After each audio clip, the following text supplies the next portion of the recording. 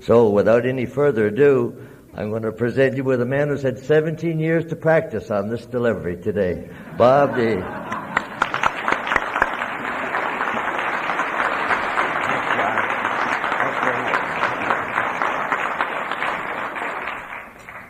I'm an alcoholic. My name's Bob. Hi, everyone. And I'm a really, really nice guy. Now that we can put that to rest now. I guess we've kicked the backside off it, and we'll get to the business at hand, friends, if I may, by drawing attention, if I may, please, to something that I quite happily acknowledge with a prejudicial view, and that is the language that we've heard outlined for us by friend Cal in the 12th step of our recovery process. Having had a spiritual awakening as a result of these steps. And possibly there's someone who indeed may be new, or reasonably so to us, who may think, oh my gracious me. Let's not be confused by the language in its preempting fashion there. Having had a spiritual awakening, a reawakening of the inner self, a rekindling and coming alive of the real fellow, which is me, the real gal, which is you. Let's not be disturbed or distressed by the language of a spiritual awakening. May I say, friends, that the name of our beloved fellowship, yours and mine, is Alcoholics Anonymous. It is not Alcoholics Mysterious. Alcoholics Anonymous. Alcoholics get well here by the process which is, in this fashion, really, people, a program, and a prayer. And if we think about it in that kind of an order, and my recovery has really been predicated by that orderly fashion, it leads us to suggest, as a result of these steps, to try and carry a message to an alcoholic who still suffers. It's more than just a fleeting curiosity for me to say really quite out loud that in the wisdom and view of our co-founders, they didn't say alcoholic who suffers actively today from alcoholism through drinking. Does it? An alcoholic who still suffers. And amongst or included in my aspirations for you this afternoon would be that maybe someone in our room today is suffering from something, somehow, and in some way in sobriety. Could be an illness, an economic reversal, marital distress, unemployment, a bereavement. It could be the spectrum of life's happenings. And I would plead that maybe from, certainly if not this forum, this meeting, that certainly from this weekend you'd be feeling better because of the message of hope which is ongoing and continuing. And then, of course, there's the challenge about living this way of life rather than just talking about it and making it a genuine attempt to practice the principles in our affairs. All of them. So it's in that regard, friends, if I may, and you've had a very full day and you must be tired, that I would proceed, and just preempting that, if I may, by making just a couple of wee acknowledgments. One would be to thank, of course, Stan and Keith for the opportunity and the privilege of sharing of me with you. It's not an occasion I ever look for or invite, but I won't decline either, because they didn't decline for me. The other acknowledgement I probably should make is with respect to the Royal York Hotel. The floodgates of memory just burst because of my first and many conferences held here, and it just warms me to think reflectively upon the great good things I heard here from great good people who are here and have gone before us. Thank you.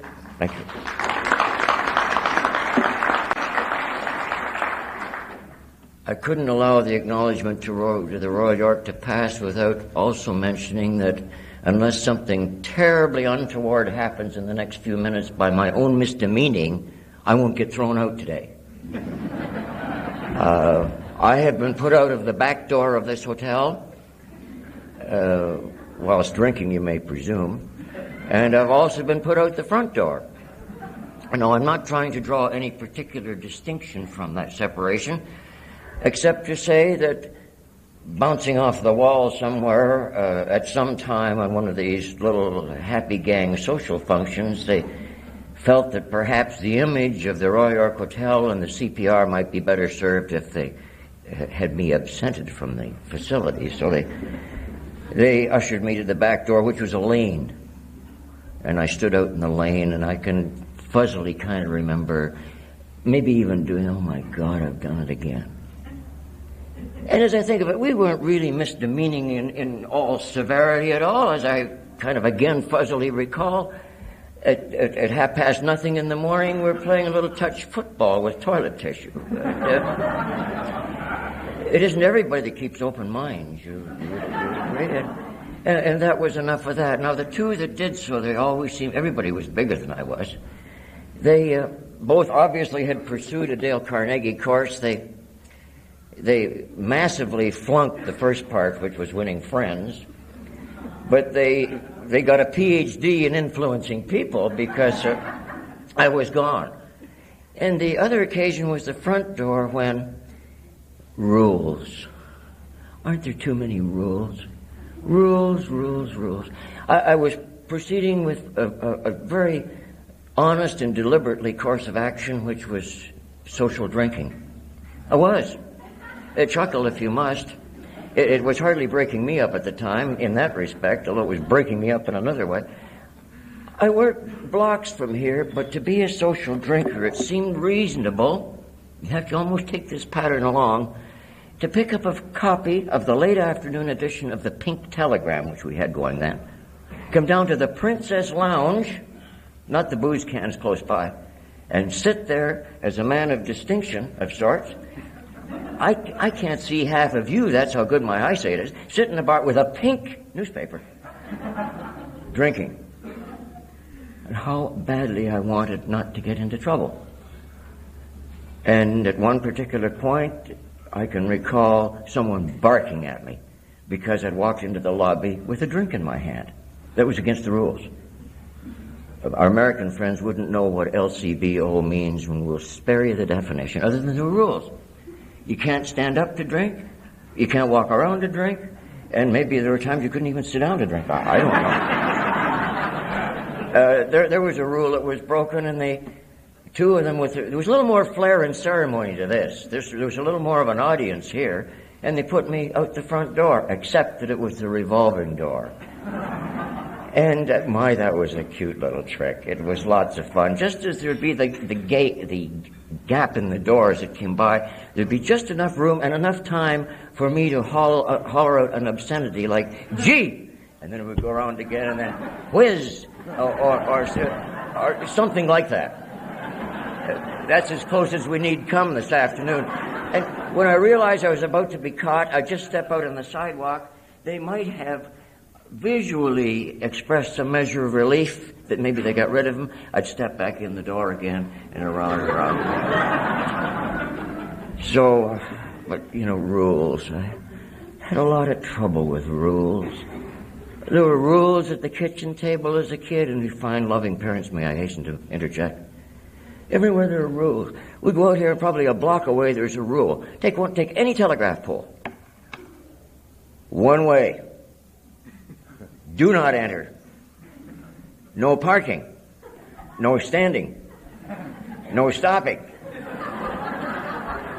I don't know what standing means, do you? You ever stood your automobile? I stood my automobile one time. Underneath that, it might even say, snow removal in August. And then underneath that, it'll say tow-away zone.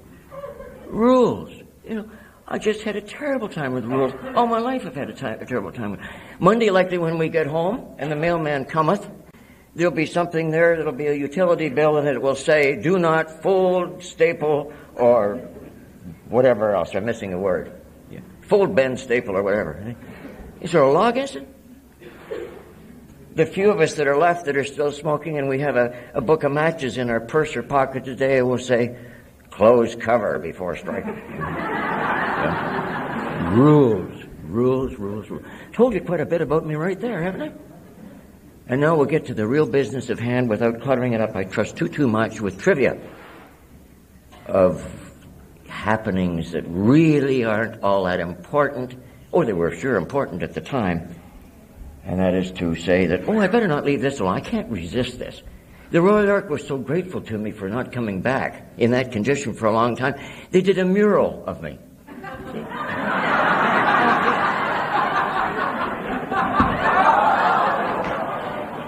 That's me right there. I nearly disappeared, which wouldn't have been a bad idea either. There's no wonder we were mixed up. Did you ever have this confusion when you were drinking? I had, before I lost some friends, a number of them would say, Bobby, why don't you find yourself? A fair question. They were concerned. Another group would say, why don't you get lost? No wonder we were confused, and I just about did it there. I'm the guy with the hat on, by the way, running things. The rest of them don't look all that delighted about it either, come to think of it. So, enough. As long as I can remember, friends, I have had the emotion or the sensation of failure. Failure was my middle name. Not by anyone else's direction, but by my own inward turmoil. Failure, failure, failure. Failure was my middle name. I can't honestly remember this, but I probably flunked blocks in kindergarten. I very likely screwed up plasticine. I don't know. But there was that feeling about me, failure, failure, failure, inadequacy. Again, inadequate. But having said that, let's, in the interest of time and your later appetite, let's get through 17 or 18 years worth of life, shall we? Shy, quiet, bashful, quick to blush, cross-eyed, skinny, scared, and I wet the bed. Have you noticed we're not noted for brevity? That's as close as I can come to it. Oh my, do we need a great deal more than just the emotion of inadequacy, the fear-filled fellow, and going right back to elementary school, the two worst words I could ever hear come out of the elementary teacher's mouth at the front of the room when every once in a while on a question that was posed, her eyes would be cast my way, my temples would pound, my heart would accelerate, and I would be just in a blue stew because she'd then say, Bobby Dobson, my name. Two worst words I could ever hear. Oh, it was just a terrible experience until, oh my, what a marvelous discovery. What a couple of good stiff drinks will do for inadequacy. Beautiful. I'm not here to be all that condemning of it, you know. I'm not going to pay particular homage either, but it has to be said. This was great, good stuff. Forthwith, I was at least a couple of stiff drinks below par. Weren't you? Whatever normalcy was, I was just shy of it by a couple of blasts. I was, yeah, really, I was. The effects were virtually instant. Our recovery process isn't really that instant unless you want to call some of that crankcase oil we drink called coffee. That could be instant, I suppose, but, you know, really, great, good stuff. I stood a little bit taller. I was always a skinny fellow. I put on a little bit of weight. I had muscles, I think. Yeah, I just want to make sure I don't hurt myself here this afternoon. This will test believability. I had hair then. And it was wavy. It was. It actually was. That's not a particular concern, although I still carry a comb. Old habits are hard to break, actually. They really are. They really are. So the result was instant well-being. So I enjoyed drinking. Curiously, and we shan't spend any time with it at all, there was a period of time where the penalties imposed, if indeed at all, had little or no severity to them. That's tragic, really, in its own hindsight view, because it forthwith presented to me a concern that I've got to be able to do that again. Some of you plunged right into active alcoholism. That little grace period got to be a grave concern to me. Characteristically, there were some changes. I would lie to justify the next drink. It wasn't too long when my drinking appetite accelerated, and then really, friends, it was brush fire from there down. Brush fire stuff. And I had in place those two very, very necessary walking sticks for you and I as active alcoholics. And active alcoholics are walking around this town today with their walking sticks in place. Deceit and denial. Self-deception. That identifies it as an illness more than anything else that I can think of. Denial wasn't nearly as bad as you're making it out to be. It can't really be all that bad. Deny it. If the evidence, however condemning, is placed before us, deny it. Reminds me of the little story of the fellow who was charged with arson appeared before the judge, and after all the litany of testimony was presented, and prior to sentence being imposed, the judge looked down at the poor little drunk and he said, my dear fellow, is there anything you have to say about all this? And the poor drunk got to his feet and he said, it couldn't possibly have been me, Your Honor. The bed was on fire when I got into it. And this is...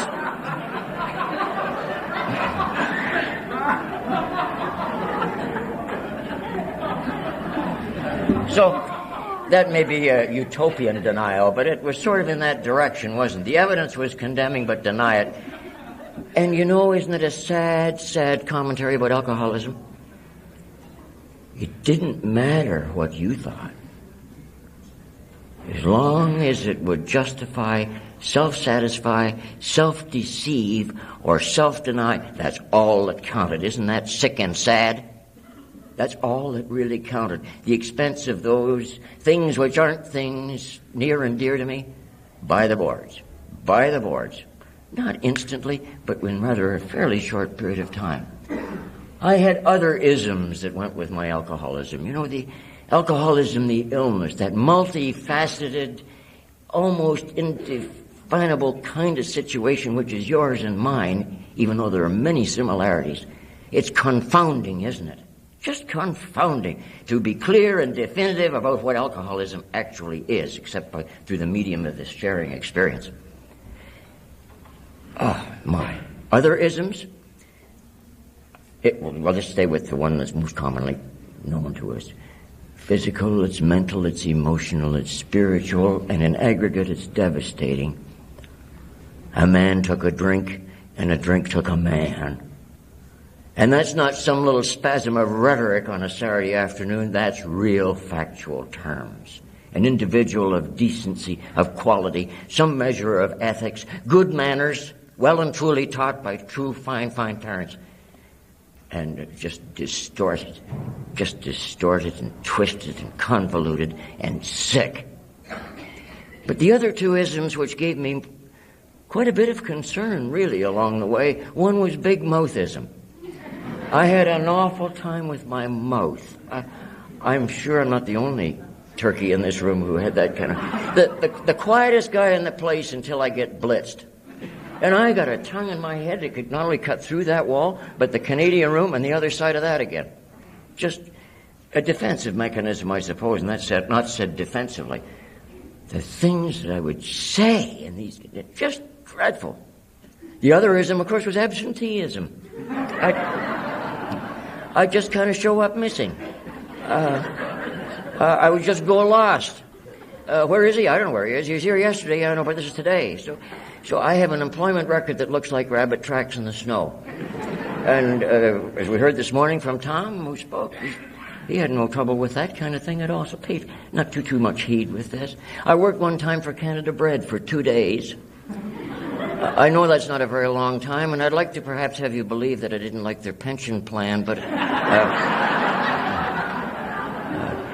I'm urged to tell the truth, and we better stay with it. I said, I never saw so much bread in all my life. Monday. Tuesday, I got thirsty. Oh, my, did I get thirsty. So I went for a couple. Fair enough? Sure, we all went for a couple. Nothing wrong with that. It's highly reasonable.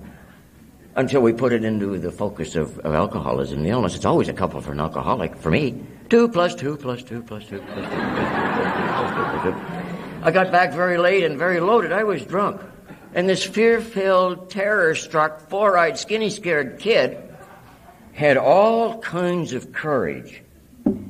And as a group was gathered as to my whereabouts, it was likely about 3 o'clock in the afternoon on my second day, and I came back in bent, all out of shape. And they wanted to know where I was, and so I made it absolutely clear to them what they could do in no uncertain terms with every loaf of bread they'd ever baked. And when you were drinking, did you like an audience? Oh, I did. I'd be terrified of my own shadow otherwise, but blitzed, it was quite okay. The numbers increased. And then I made it even clearer what they could do with their rolls. What can they do with their rolls?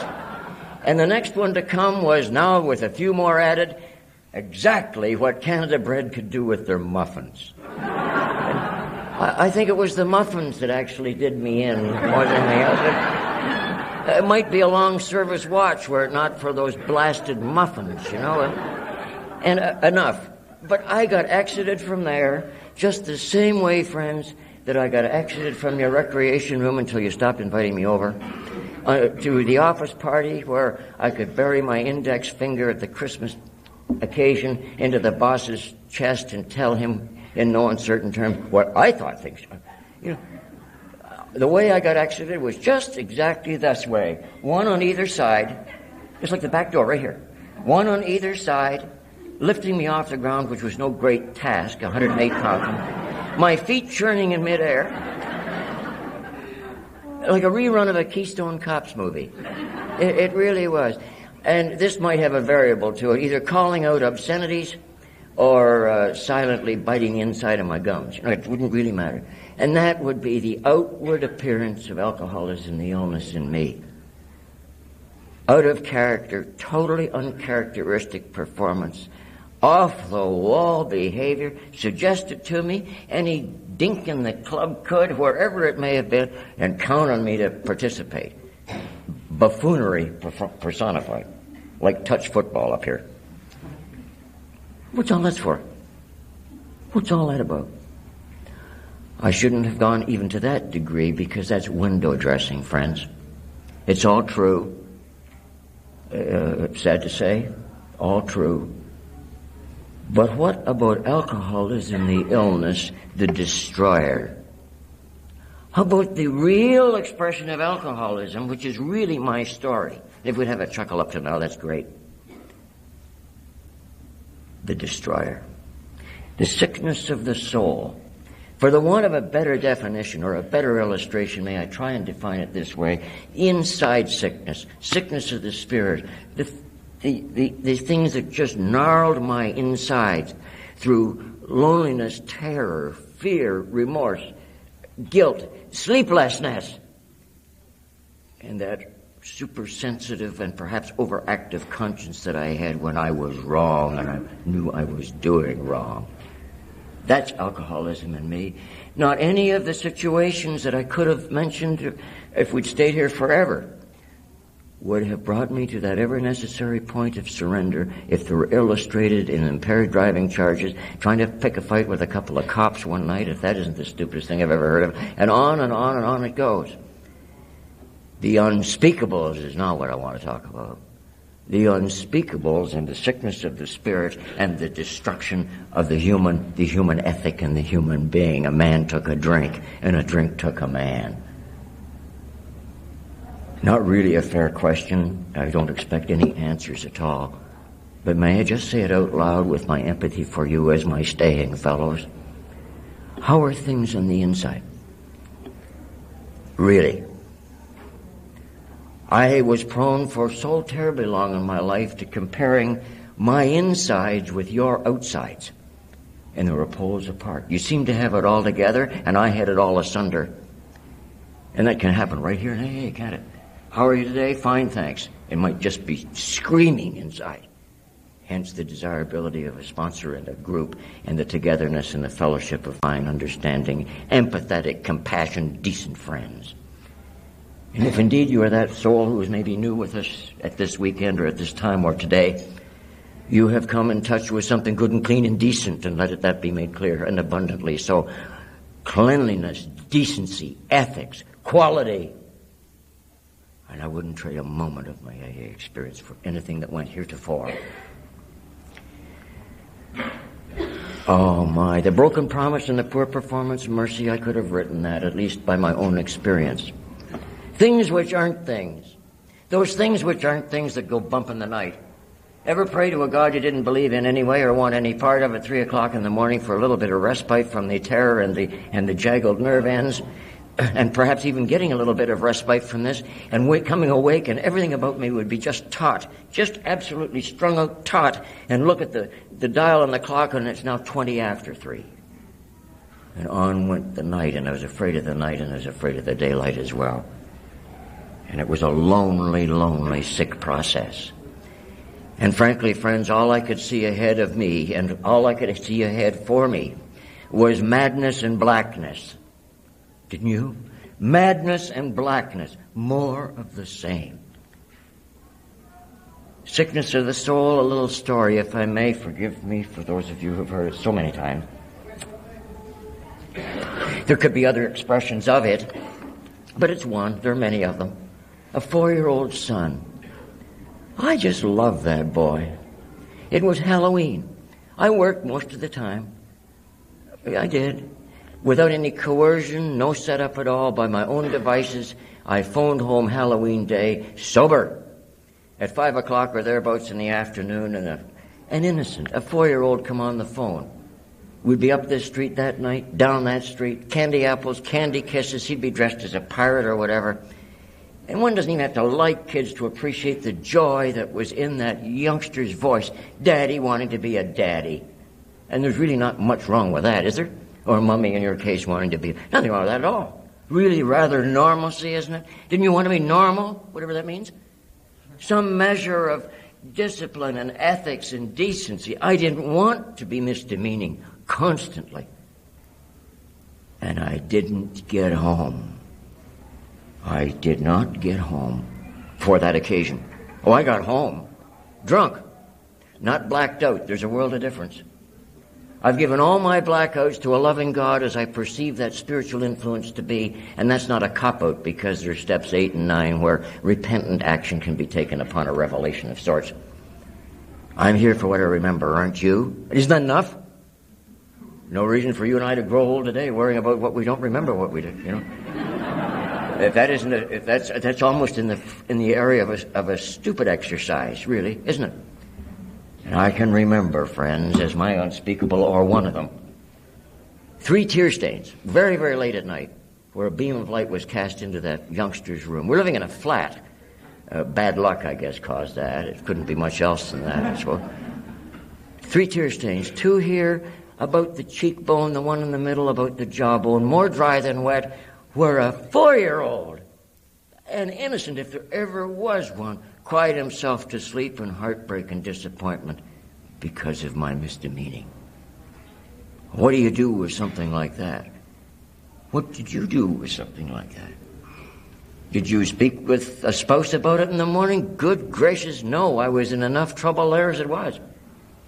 A then living couple of brothers, or perhaps at the office in the morning, and I worked most of the time, get someone like Al or Sheldon or Bill or any of our boys here and say, I'm hurting.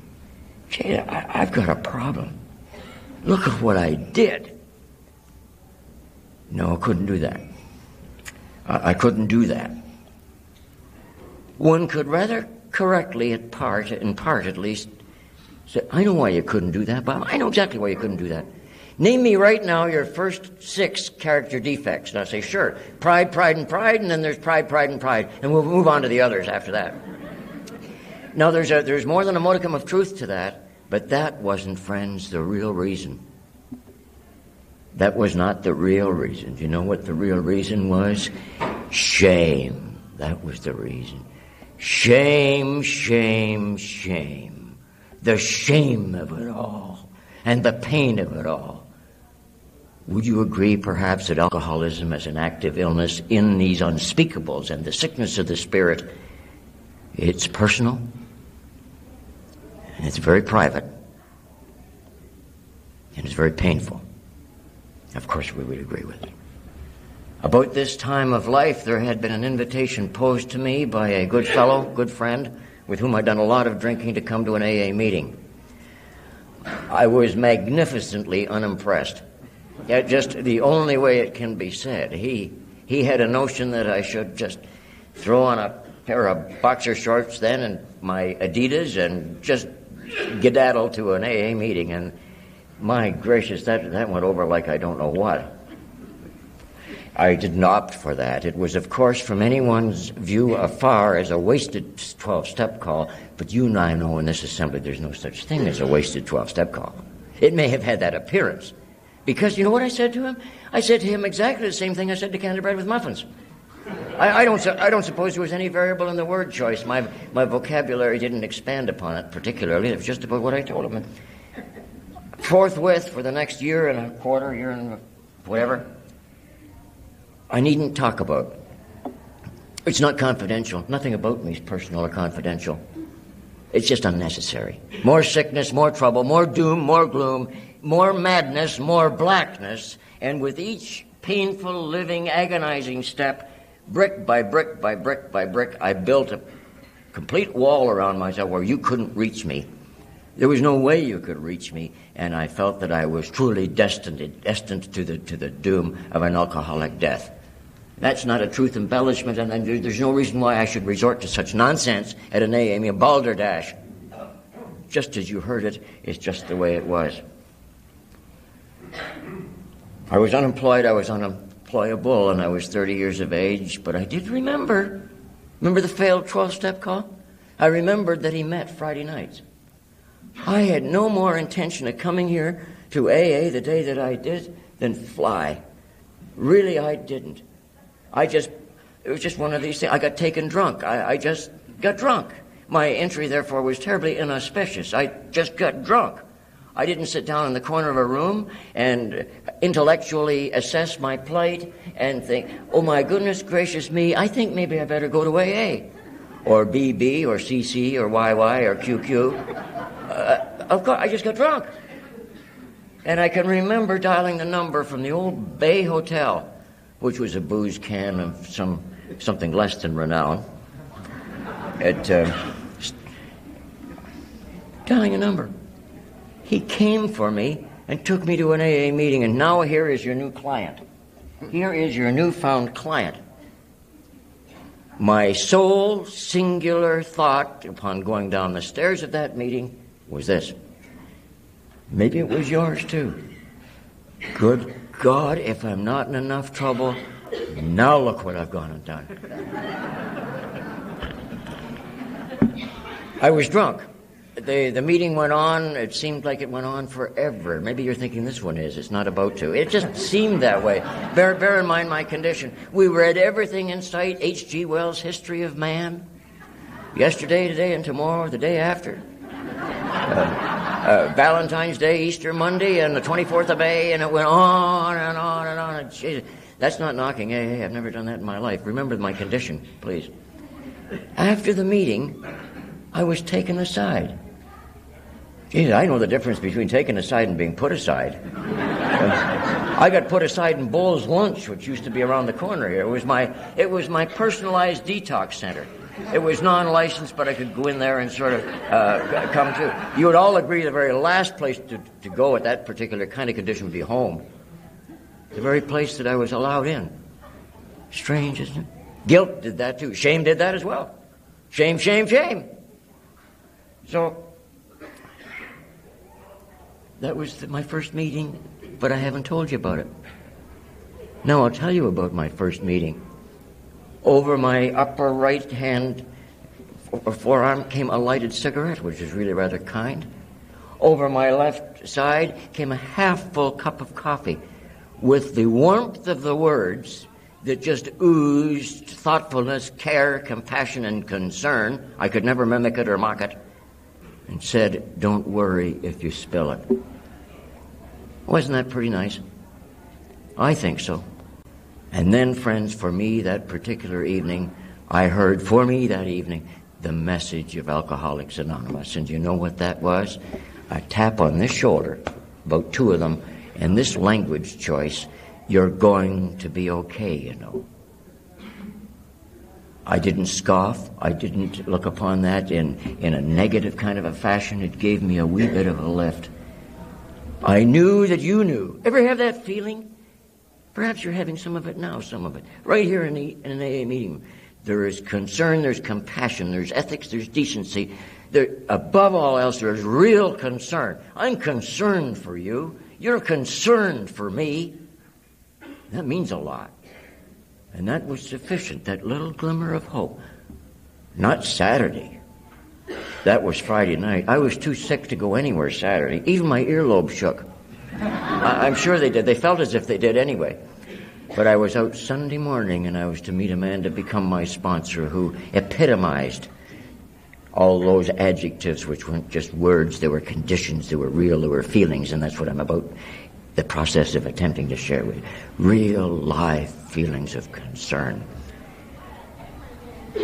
Joining a group, getting a sponsor, attending meetings, participating when we can without any pushing or shoving about it, and all those things indeed came to pass. But most particularly, I can remember about my third AA meeting when the speaker that night, after introducing himself, said in a very clear, crisp voice, "Alcoholism is a disease. It is not a disgrace." Boy, that made me feel somewhat better right then and there. Just made me feel better, just to hear. It is not a disgrace to be an alcoholic. You can put that, if you so wish, into your soiled shirt bag and take it home to home. It's as true as I've just said. It is not a disgrace to have this illness. It clearly is not. And the happenings along the way in the spirit of what it was like and what happened and what it's like now could perhaps be said thusly, and I'm mindful of our time. The 4-year-old son was 6 that day. When he was 8 or thereabouts, I had a natal birthday, and in the squiggly printing of an 8-year-old boy, this language choice precisely, "To the greatest dad in the whole world." I was bereft to aptly thank you for what you have done for me in making that reality possible. I was void of adequacy to portray the consumption of gratitude that I held in hold for that particular happening. My last drink is July 17th, 1958. And if I mention to you,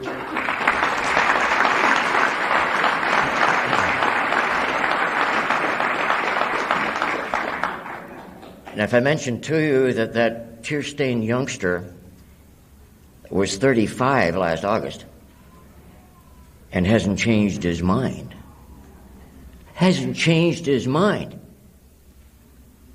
You will have some appreciation of my thorough inadequacy to aptly thank you. One unspeakable, one set of tear stains, one ache and pain that just anguished me more than someone. It was only one of many. The sickness of the soul, and through the urgings of dear good people who suggested there was a lot more to AA and recovery than the meeting concept, however vital it may be, the application of the 12 suggested steps to my life, preferably on a daily basis. Above all else, to clean house. Above all else, to clear away the wreckage of the past. Even I knew that unattended wreckage of the past would be the wreckage of today. Even I had the perception that unattended wreckage today will be the wreckage of tomorrow. And oh, how right they were, and repentance is a noble principle to be practiced. And the bonus in Path to Freedom, the bonus of all bonuses is spiritual in flavor and in content. It really is. The real bonus of all is the spiritual principle of forgiveness. Forgiveness. I have been forgiven by a loving God as I perceive that force which is a daily presence with me.